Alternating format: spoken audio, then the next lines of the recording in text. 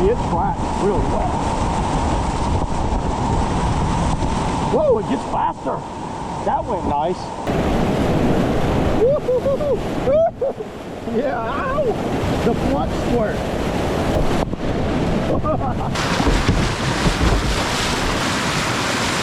Once you kind of get it leveled off,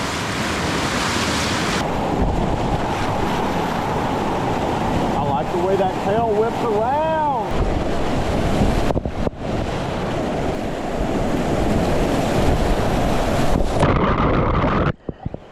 Yeah, Space Gazella! And never even broke stride and didn't even get the face wet. All right, what's up everybody? Here it is, the on-water review of the Verus Flux, medium large by the way. So this first run's gonna be a little pushier. I get more of a feel of a big water, and the second one will be a little more creakier. Right away to outfit this thing, all I've done is thrown a couple of hip pads in there, pulled the bulkhead up and tighten up the back band, and it's good to go. So yeah, let's go ahead. Let's put it on the water now. Okay, first thing I notice is it rolls right here, so it sits on the shoulder very nicely, and having that step out pillar is very easy to hold on to. I can grab my hand in there and hold that step out pillar. The boat's obviously a creek boat, so it's not the lightest thing out there, but it's not the heaviest I've ever carried, that's for sure. Okay, sitting in it, the deck is low. So if you like a low sitting deck, you'll like this. It doesn't feel crazy low, but I could see someone with very long legs having to be more like straighter on than your knees up high. It carries your legs at more of a like a 45, which I don't mind that at all. I like having my legs like that and not sprawled all the way out to the edges. That feels solid because my knee actually kind of wraps around the outside of the rim, so they're not right here on that, but those thigh braces feel like a lot more solid than the older ones. Back bend works well.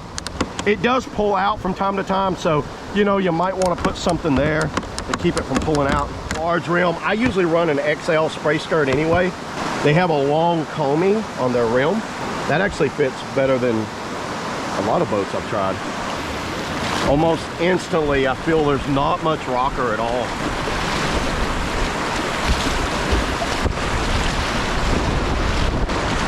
I feel the water line underneath though.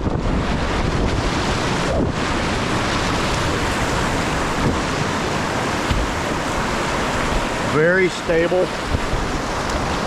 That is very stable. The stability runs further back. Even though there's a lot of boat in the water, it feels pretty nimble.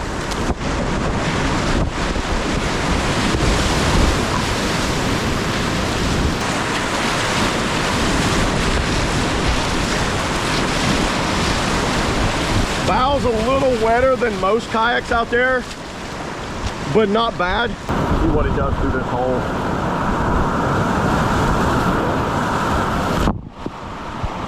Well, it resurfaces nicely. It's like the volume takes over right here, not out there, which is like a lot of the modern boats today. Ooh, that edge is nice. You got to kind of dig it a little bit, I notice. Ooh, yeah! That was fun. That was good, Luke. It's like you can lift it easy up there. Always good to punch through this little hole here.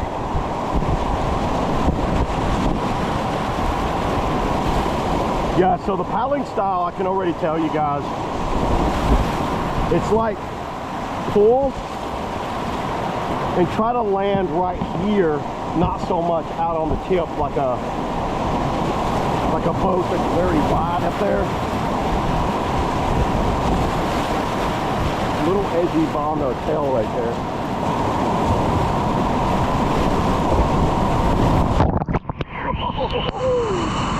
You want to make sure you get your boost stroke in this hole, because this hole will beat that crap out of you.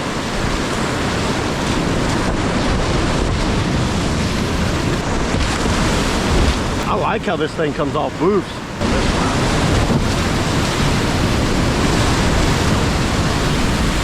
I just let it kind of do its thing right there. So I'm going to boof into the eddy.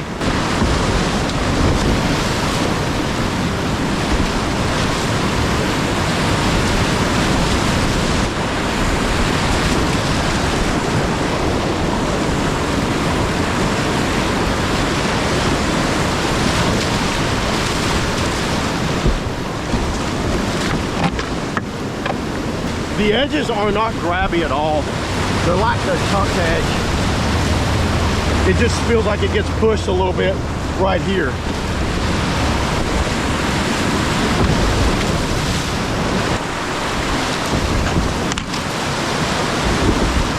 I can live with that. So I always like this little rock jumble right here for seeing how an edge performs.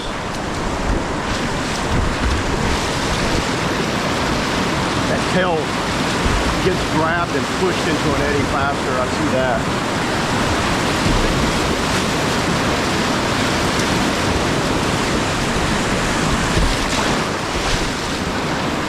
I definitely feel this is one of these boats that's going to make you a better paddler in the long run. It's going to challenge you a little more. But coming from more of a river runner, a purist in river running, it's like you kind of welcome that challenge. This is a rapid with a lot of stacked holes. So this is where a boat like this should do well, or at least you want it to do well. But still, proper technique is kind of like a must. Some of the modern boats will compensate for that technique.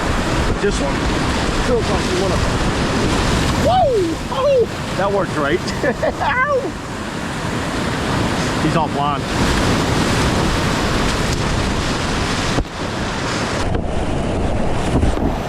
On those peel outs, you want to lean a little more, kind of like old school. I can already tell you, it's flat right here, and the bow doesn't have a lot of wide rocker up there, so you can plug this, and then it loads right here and takes off. So this is going to be a monster looping boat, probably both bow and stern actually. The initial stability is good, but the secondary is not as good. So it's like when it's ready to go, it's going to go. Where some boats might have not so much initial and they kind of tip over, but then that secondary kicks in. This one kind of like tips, and then if it's here, you're done.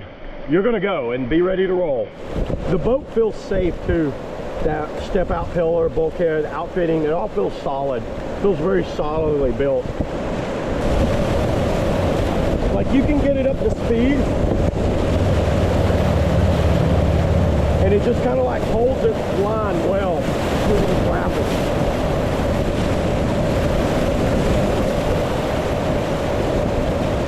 So I can already tell that the tracking on it's a lot better than 99% of the boats out there, and that's just because it's got so much water contact, so much hull contact with the water. See what it does through there? A lot of boats will kind of get a little loosey-goosey right there. This one stays on course, so you better know where you're going and you better want to be there. Which that's what I'm going on about. It's like one of those things, sometimes it's a good thing, sometimes it's not a good thing.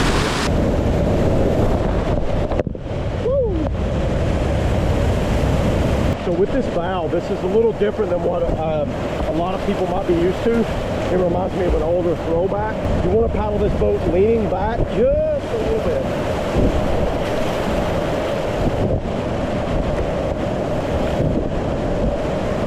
Get this eddy here on the right.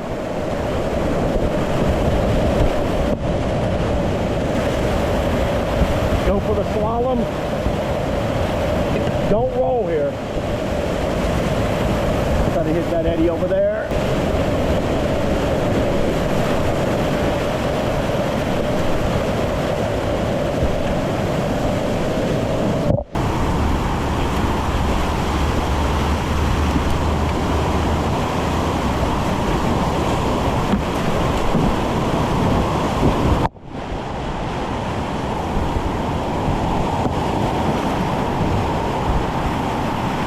You know, even though there's a lot of water contact with this hull, it's surprisingly nimble on turning. And I think what that is, when I come into these eddies, the water shoves it here and helps kind of turn it faster. Unlike what a lot of boats have, like the rocker out of the water, the tail is up. So you're kind of like spinning because you don't have much contact. This, you actually have a lot of water contact because of that negative rocker back there, and it helps hold that stern down, which I'm feeling that's once you kind of get used to that, you start kind of utilizing it when you need it. But I like it because it's a throwback to older school, more aggressive designs. This is not kind of like take care of you design. If you think you're gonna buy this boat and just kind of like float down and let it take care of you, you're gonna have an interesting day. Let's just put it that way.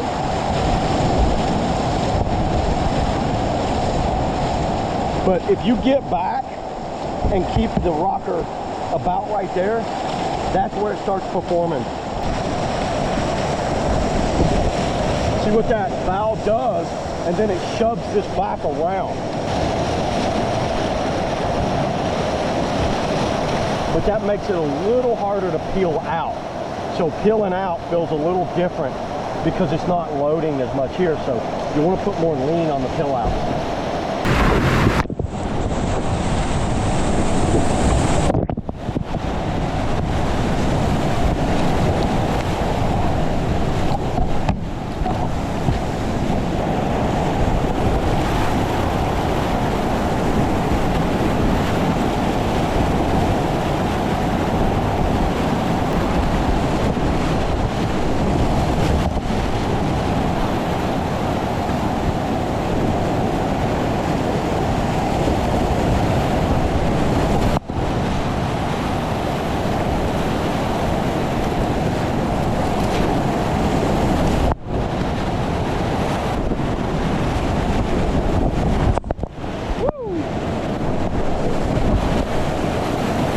You're in it and kind of like feeling all of its quirks, you start liking it even more. It does some things that are so unique. Because it's narrow, you can get close to the boat. This is one of the faster kind of creekers out right now. That bow's not poweling like a lot of boats out there. Final thoughts on what I thought about this design. So it's narrow and then starts tapering out right behind the hips. So if that's your style of boat, you'll like this. And it's a little like flat area here. So you it has this old school feel to it that I didn't mind. It's like a hybrid between modern and old school boats by the way that narrow bow is, and it's not super high rockered up there. And then it's got lower rocker in the tail, and it's a little squared back here.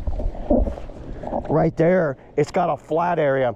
And on a few rapids, I kind of got used to leaning back, loading that, and it helped whip this bow around faster. Because there's so much water contact with the hull, you track really well, and then when you want to peel out or go into eddies, you want to lean back and let water kind of hit here, and it whipped around very nicely. Because it's like displacement up there, it didn't catch, it just kind of like had a glide feel around on the bow. But if you lean forward and try it, you need to lean the boat really hard and engage the rail, which it does have a rail, but it's up higher. So I didn't notice the rail until I leaned really hard. But overall, I like a boat that kind of challenges my paddling a little bit, and that's what this does. It's not going to be one of these kayaks where I think you're going to buy it and it's just going to take care of you down the river. You're going to become over time a better paddler and learn the water a little better in a boat like this, because of the fact that you want to utilize those eddy turns and that flow. You could utilize the ends and have the edges of the tail in and use that to drive you around, where a lot of the newer modern boats are very high rockered in the tail, so it's almost never engaged until you're coming out of a drop. And then coming out of a drop, it's so wide back there it doesn't squat, it actually gets shoved and it gets pushed forward. This thing was one of the faster boats coming out of drops.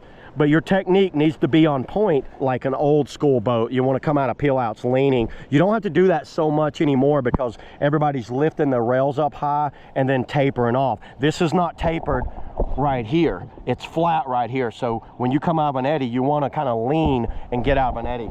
Overall, I like the boat. I think they did a good job on it. I think they accomplished what they wanted out of it. It might not be like everything. It can't be a boat for everybody, but you know, I think the people that know how to drive a boat will really like this boat a lot. You know what? That was a Flux and good lap. You guys leave in the comments below what you think of this boat, what you feel about it. If you got any questions, I'll do the best I can to help you guys out. So see you guys in the next video. Woo!